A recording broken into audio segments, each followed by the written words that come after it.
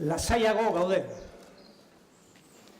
Duela 11 urte, egunez egun, atzoko egunez hain zuzen, zue zaudeten lekuan eta hor beste batzu zauden. Bigarren sarraskia gertatu bai zen eta hau Guardia Zibilez beteta zegoen. 11 urte, atzo. Egun handia da hau guretzat, gure bizitza pertsonaletan.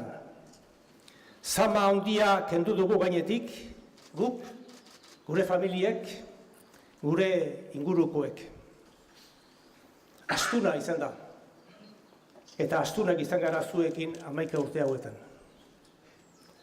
Orain eskerrunea da, lehen eskerruna adierazten hasita gure abokatuei eskaintzen diegu. Zuhurrak izan dira, azkarrak izan dira, esku honetan egon gara, bagenekien eta badakigu. Denak gutxi iruditzen zaigu, eta motz geratzen gara euskal gizarteari eskerrik asko esan behar diogunean. Hemen zaudeten hori eta milaka askori.